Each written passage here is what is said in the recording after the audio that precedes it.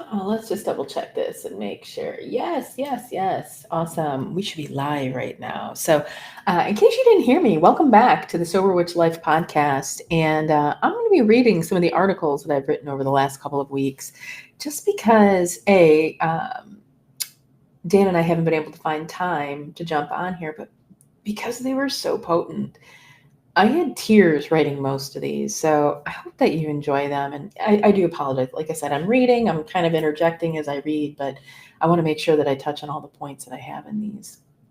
And this next one is talking about the 12 steps within a 12-step program and how they didn't fit me. And I probably have talked about these before in some way, shape, or form, but it's always good to revisit it because I'm not quite sure who's going to hear it or have it sink in for another time.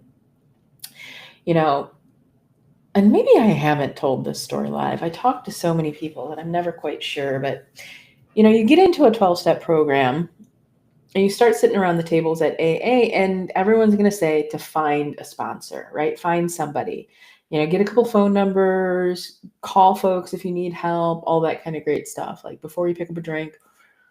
And they say, find a sponsor. And so I asked, I lucked out that I had a lot of women at this group that I started to go to. I would imagine on normal meeting nights, there was probably, I don't know, 25 to 30 women. It was a big meeting. And even the women's group meeting, we would still have anywhere from 8 to 15 ladies there every time. And so I started to ask around and started to meet people for coffee and ask, in that instances. And it was a total of 5 times that I'd ask. And 5 different women told me no. They had a very valid reason that I appreciated, understood, and respected, right? They were too busy. They were, they had a lot of sponsees that they were already working with. There was something that happened personally in their life. They didn't feel like they could truly be there, and provide the level of support. And so, I understood, I nodded, but let's be real, this is rejection. And it kind of hurt. Through the first time, not a big deal. The second time, I was like, third, fourth, and fifth, yeah, you know. And it was wild because I would watch these newcomers come in, and often, especially if it was a guy, they had somebody, they like had someone. They had, even like a handful of the girls that weren't there all the time, but that wasn't their first time. They still were connected to these women, you know? And it felt strange and weird to me. And I stopped and I looked, I was the witch in the room. I was a psychic. I know that my energy can be strange and odd. I know that it can be very reserved. I had pink hair. I consider myself neurodivergent. I'm polyamorous. So like getting into any conversations around relationship is strange. I don't conform to societal's norms. I just don't. And the reality is I've had many times in my lifetime where I was told I was too much, too weird, talking too much, pulling too much of the attention on myself, like whatever it was. And here I was suffering from alcoholism. And I stepped into recovery and stepped into these 12-step programs as a way to heal, not because I wanted approval to be who I was, but I wanted to heal. And every bit of it kept saying the need for connection in order to build. Like that's what AA was for. And yet I still felt like an outcast in a circle of outcasts. And I started to realize and be curious and to wonder, because the 12 steps are described as a spiritual program. If you've been around the tables at all, if you've read any of the literature, it is described as a spiritual program. And I don't deny it, nor do I argue that. But whose spirituality are we truly talking about? The first time that I had ever mentioned higher powers in a meeting, like use that reflectively powers, I was pulled aside and someone had kind of corrected me, is the easiest way to say. And I had told them I hadn't misspoken, and they kind of blinked at me and just cocked their head to the side, you know? And it just felt weird. I've realized that very often, whatever the area that you're in, it's kind of more dominant spiritual belief, there's going to be an energetic in these meetings of that belief. So I can't tell you how many meetings that I prayed the Our Father in, right? That's just how it is. And so eventually I did. I found someone to sponsor me, and I was honest about my spiritual path from the beginning, including the rituals, pulling tarot, dreams, all of my guides, talking to spirit. And I thought I could be myself with them.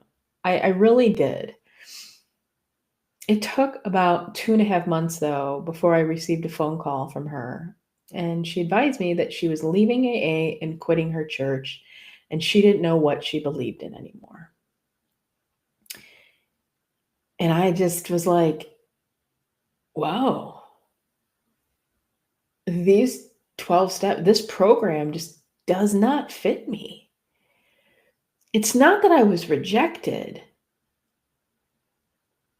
but I look at that scene and that situation as causing a bit of a disconnect in other people, right? When we in ourselves are doing deep healing work on this level of a spiritual path, we are destined to become mirrors for the people that are around us. It's just kind of how it is. The reality is the rooms got a little bit weirder. The tables got strange when I spoke about rituals. And, people were polite. Nobody was rude to me. There was no meanness or malicious, and I wasn't kicked out or told that I was a devil worshiper. Nobody interrupted me, but nobody reached out to me either, right? I didn't have, none of these women took any actions to welcome me in. And whenever I talked about pulling cards or hearing messages from my guides, and I didn't speak of it often, but every now and again, just to test the waters, people weren't curious or didn't ask for more. They were cautionary. The only person that was curious was my therapist. And I was very blessed, right? Very blessed to have her. So I stopped at some point. I stopped trying. I tried this for a couple of weeks.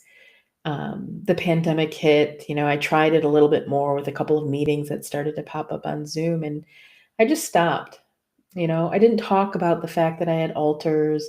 I didn't talk about all of the stones that I was using. I didn't explain how, I would use, anointing salves or anything of that nature, or how I kept an altar for my ancestors. I didn't talk about how my prayers were to spirits, and that when I was anxious and nervous, I called upon my ancestors just to be able to make it through. Nobody ever asked me to be different, to calm down, to leave it out, or anything of that nature. I never, like I said, had the outward rejection. I could just feel it in their energy, which that's what makes it uncomfortable, right? Us witches, we can pick up on energy. So if somebody is uncomfortable with what we're saying, we're going to know it. And thankfully, nobody tried to push me towards another path or anything of that nature. They were just kind of silent when it came to all of this. And this made me feel a bit invisible, unseen, unhelped, and this sucked because as I stepped into my path of recovery, I started to realize how much I betrayed who I was most of my life. I looked around these tables and there were other people who had lost husbands, who are mothers, who are decades older or even decades younger. But none of them, like I had things in common in certain ways, but none of them were actively practicing magic, embracing their queerness, identified as polyamorous, casted spells, right? Lived their life by the moon. Now, I'm not saying that they weren't there, but I am saying if they were just as afraid as I was to speak up. The thing that was really liberating, though, I realized it wasn't me. My recovery helped me understand that it wasn't me. The tables just didn't know how to deal with my spirit, my spiritual side, the way that my soul wanted to come through. This is why at the end of the whole first year of recovery, when I looked back after I'd worked all of those 12 steps, I reflected and saw that I had done them. I had worked with that system. Even though I'd lost that sponsor, I'd continued to work with all the rest of the steps with my therapist. But it was different. I did things different. It wasn't until I had done all of that reflection that I'd realize I'd rewritten those steps. Instead of praying, I would do ritual. I would cast a circle. I would talk to my spirit guides, right? Instead of doing a moral inventory, I would do this deep practice of shadow work. I recognized that my higher power wasn't a rock, wasn't God. It was truly this divine version of myself. It was my ancestors. It was the spirit guides that had been with me through lifetimes. I followed all of the steps, but I walked them as a witch, and that changed everything. So I knew I had to write. Not because I was trying to be a rebel, which I have a bit of a rebel streak in me, but because I needed to reflect the path that I had actually walked. One that had honored all of my psychic abilities, one that honored this intuitive flow of the universe, one that had honored the lunar cycles and the moon, that understood that we were responsible not just for inventory or making amends, but for making this deeply enriching emotional transmutations. One that did not ask me to be less magical, to be considered whole. One that didn't ask me to give over my power,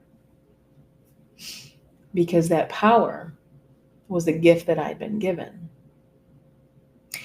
And the reality is, when I had started to rewrite them, I knew that the number 12 had to change, because 13 had been sacred to witches for way too long. We had 13 moon cycles in a year. For a long time, there's been a practice of 13 witches in a coven, 13 as a symbol of divine power.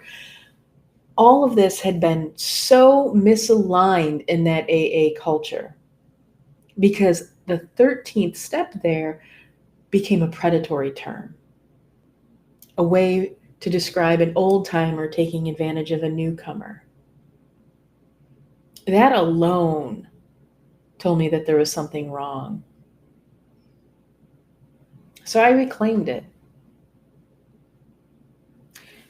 Mind you, the 13 steps that I created are not meant to just correct the 12. They're meant to expand beyond them, to offer another door, one that opens inward, one that opens and embraces the path of a witch. They're rooted in ritual, in sovereignty, in shadow work, not shame, magic, not moralism. They honor choice, fluidity. They are the steps of a soul that will not give up recovery, but refuses to abandon their power just to find it. The path isn't just a different number, it's a different frequencies. I don't like to consider them a doctrine, but they're more of an invitation, a map for the soul, right? A way that you can follow to be truly aligned with the path of the witch. You don't have to work them in a certain way. There's no hierarchy. You can't go here. For most of us in a magical space, we start to believe in the path of a spiral rather than steps, right? So maybe I should change it to the 13 spirals. um, and there's no right sponsor with an answer. And this path honors that.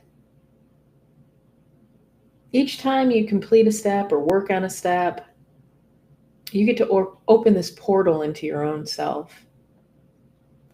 Sometimes it's done through tarot cards, journaling, spell work, ancestor communication, right? It may take you a day, it may take you months, I don't know, maybe even years. You could move backwards, sideways. You might just need to be silent. And the thing about the 13 steps, and I've thought about this a lot, like, should we in the Witches Recovery Circle work the steps, talk about the steps, and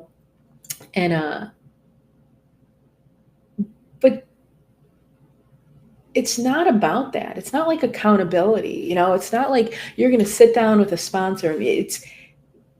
This is about being honest with yourself. These steps have been given to you to do what it is that you will with them. Do what thou will is a beautiful thing from the path of Thelema.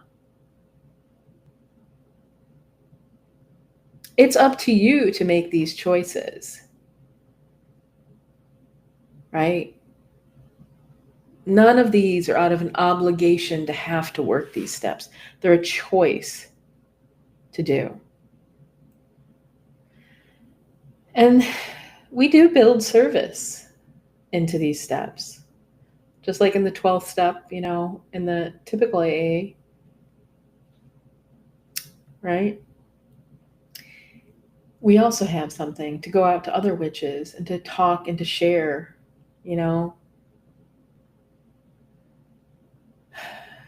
about helping them all understand that it's okay to be who you are. It's okay to be a witch. It's beautiful to be a witch, right? Help them understand that they're not too much, that they are, in fact, magic. This way of recovery is ripe with spell work, frequency work, tarot cards, cauldrons, herbs, altars. We get to learn how to transmute low vibrational energies into higher ones, to find those things that we once suffered from and to make them our medicine. We each stepped into this world for purpose, and this here, recovery, is about remembering who you were before the world tried to break your magic down.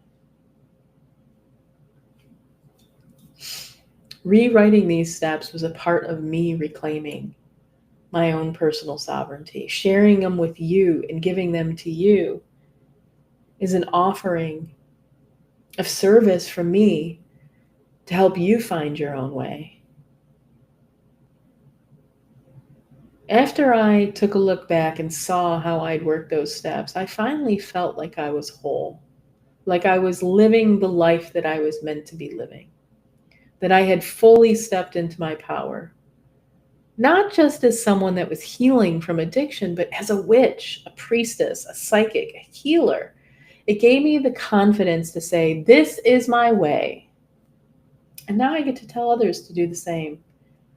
Don't abandon your truth to recover. Don't squeeze your soul into someone else's story. Don't try to fit into an old framework. You are allowed to build your own. Let me be an example. Maybe you'll take what I've taught, what I've shared. I hope that it reflects something for you. I really do. But don't think that you ever have to do it my way. As long as you're embracing the witch, you're doing it. your best way. And I do have some testament to that because I've watched a lot of folks over the course of the last almost year. I think I've been doing the recovery circles. And so many of you have expressed that you didn't know there was a way out there like this. And for that, I'm humbly grateful to be able to show you. Because none of us have ever been broken. We were never too much. We were just waiting to step onto a path that could hold the fullness of who we are. I want you to know, my dear friends, that these 13 steps are no longer just mine. They belong to every single one of us that have ever sat in a recovery room and felt spiritually invisible. To every witch who has ever cast a protection spell before walking into a meeting. To every queer soul who translated God into something safer to get through a reading. This is the future of recovery, my dear friends, a path where magic is sacred, where spirituality, sovereignty are protected, where queerness, neurodivergence, psychic gifts, shadow work aren't barriers to healing. They are the medicine. When we make room for witches in recovery, real room, with altars, candles, tarot, ancestors, we aren't diluting the spiritual power of recovery. We are deepening it, and we are unshackling it from the systems that once upon a time stood to erase us. We're reclaiming the sacred rights of healing that has always lived in our bones. And when we offer this kind of spiritually integrated, trauma-informed, esoteric, affirming path to healing, we don't just change our own lives, we change the lives around us. We change the collective frequency of what is possible. Because when witches recover, we do not just heal, we transform.